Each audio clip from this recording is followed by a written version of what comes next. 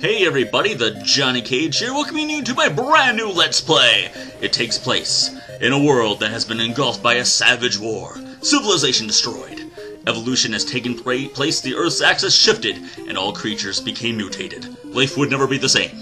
But those surviving vowed not to repeat their mistakes of the past and erected a great tower in the sky. Oh, and it is a great tower indeed. Look at it just floating there, like a floating fortress. To oppress evil forever! Welcome to Crystalis, 1990 by SNK of all people. Yes, probably best known for their work in the King of the Fighters series. But, oh crap, it's going through it all again. Alright, let's start before that happens again.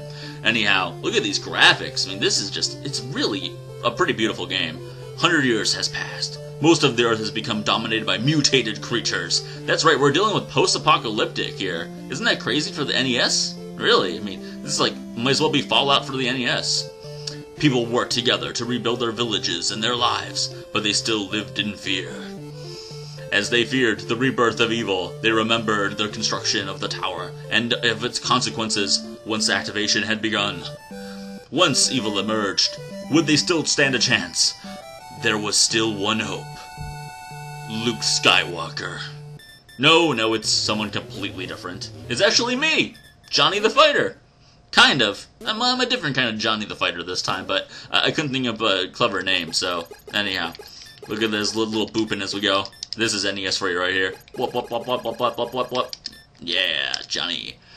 Anyhow, so it starts off, this game is an action RPG, I should say, much like Secret of Mana or Phantasy Star Online. Really awesome game for the NES. Probably takes about 4 to 5 hours to beat your first go-around, so something nice and short.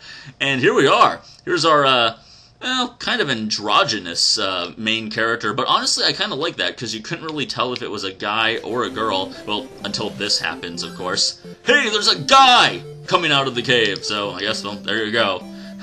Not great for boys and girls alike. You gotta love the controls here. This person, we'll just call him Johnny. Johnny moves really fast. You got diagonal movement as well, which is a huge plus.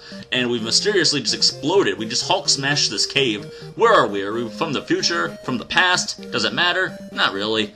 Anyhow, and the whole screen shakes for some reason when I get into text. I don't know why. It's an emulator thing. Hopefully it doesn't bother you that much. So this is the village of Leaf. The hidden Leaf Village, as it would be. There are great dangers outside the town. Please be careful. Talking to people in this game is kind of weird. You just literally touch them and you start talking to people, but oh well. Moving right along. What do you got to say here, Mr. Unibrow Bald Man? You finally awoken. This money is from the wise man Zebu. It's yours. So we get $100 right off the bat. Very nice of them. Very generous people here. Down below we have an inn, which is your standard inn. Right here we have an armor shop, where we can, well, we're not going to buy anything right now, but we have a tanned hide and a Carpes shield that we could buy, but we're not, because we need to do something with the money that we have, and I'm trying to avoid you. That's where kind of talking to people by running into them gets annoying, because you try to avoid them so you don't start dialogue. But anyhow, over here's what we really want to get. Would you wish to buy something? Yes, I do. They've got medical herbs, much like Resident Evil. Never thought I'd see those used as, you know, a healing item again, but same with antidotes. Warp boots will take you to places you've previously been, but we want the ocarina. I mean, alarm flute. Yeah, that's it. And so we got that. That's $50 down the drain. And you might be saying to yourself, well, we got a flute, but we don't have a weapon. And you'd be right. And it's certainly not in this shed. I'd just like to come over and talk to this rabbit. QQ. And a fine QQ to you as well, Mr. Rabbit. Where we really want to go is over here, to this house that we haven't been. Ooh, this looks important. What do you have to say, man? I am the village elder. You awoke from inside the cave, didn't you? We were told you would arrive. You are our last hope to defeat evil. Receive this sword to protect you on request. This and others like it will guide you. This and others like it. Keep that in mind. That's worth noting. You now have the Sword of Wind, which is awesome. So, you can just go crazy with attacking with it. I'm trying to attack with it. I didn't even equip it yet. Equipping's kind of weird. This is an NES game, so, you know, give it a break. But when you push start, it will just show you this screen, which you actually can't equip anything at, but it does show you your life, attack, defense. The first defense on the left is relative to your armor, and the one on the right is relative to your shield.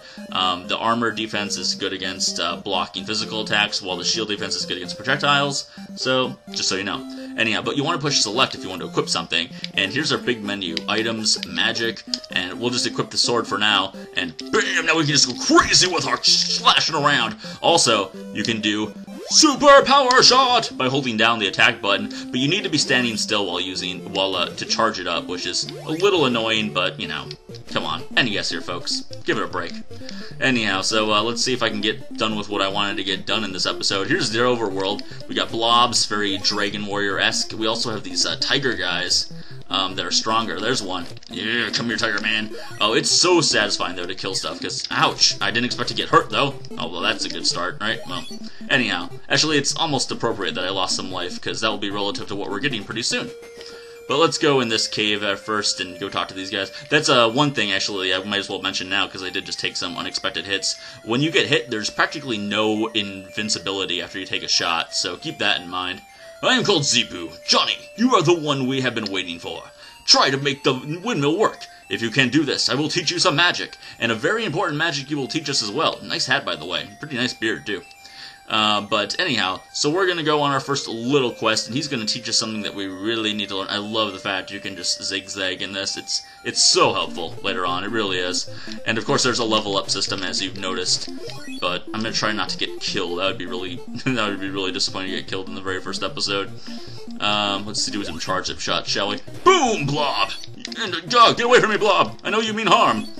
Let's just sneak into this cave here.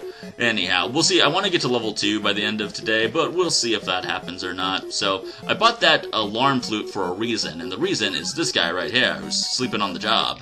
So what you want to do is you want to come over to it and push A to equip it, and then, oh, you can also save there. We'll get to that later on. And then push B, which is your attacking button, so you attack and use the item at the same time, but anyhow, he woke up. That's the important part. Huh? What's that? Don't do that again! Oh, it's you! Please don't tell Zebu. Take this to start the windmill. Zebu says a strange ball is hidden in these caves. He says it can break rock walls. You now have the windmill key. Alright, well, let's go start up the windmill, shall we? Which happens to be right over here. The dungeons in this game, since I've been going through a couple of them already, they're not very maze-like. They're very straightforward. Really don't have a lot to worry about. And boom! The windmill begins to work. So yeah, I don't think you're going to have to, like, you know, Legend of Zelda style, you're going to have to find a map or a compass or anything, because that's just not really how this game works. You know, this is the first episode, so obviously I couldn't do any previous grinding, but any grinding that I do choose to do, although you don't have to do a lot for this game, it's really grind-friendly. You can just kill what gets in your way, and you'll probably be alright. Oh, jeez, unless something like that happens to you. Ugh. Well, now we're really in need of the spell that he's going to give us, if you can guess what that's going to be, and I bet you can, because I know all of you love RPGs out there. Oh, but anyhow, so yeah, nothing much to worry about early on in the game. It really gives you the chance to get your feet wet with this, because, I mean, this was for Nintendo. I mean, we were not used to this kind of stuff back in the day, you know. You have done well. I will now teach you the magic of Refresh. Ah, refreshing. So now we have Refresh, which we can equip, and use that by holding down A, not just tapping it, but holding it down. And the longer you hold it down, the more life it will give you back. But, that being said, you've got to be very careful, because you can accidentally use up pretty much all of your life. And, or not all of your life, but all of your MP in the process. And that is not going to help you have a good time. So let's see if we can kill off some more enemies here. What's our experience at? Oh, 9. Yeah, we're doing just great. Alright. Well, who wants some more grinding? Because that's what we're going to get for the rest of this episode, probably. Just out here in the field. I should probably do more ball power-up shots, but I don't know, we're just like... I get a certain amount of happiness from the stabby. Not to mention it doesn't kill these things in one shot.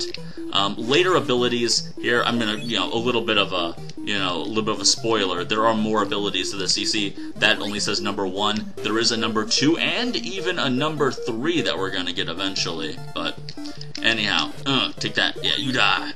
If we can get up to at least 100 coins, then we can buy the tanned hide, which is what I want. Early on in the game, oh, that didn't work well. Early on in the game, you're not going to have to worry so much about projectiles. That's just not something that we're going to see for, probably not until we get to the second town even.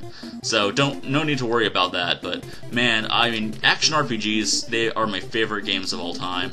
I wish there were more of them. They always seem so few and far between when you do find them. There's always, like, Secret of Mana, as we already mentioned, and there's Phantasy Star Online, which is just an amazing game. If you've never played that, and I know that I've talked about it before, I play it sometimes with my buddies on Skype. Well, I haven't played it in a long time, but we used to play it for a while.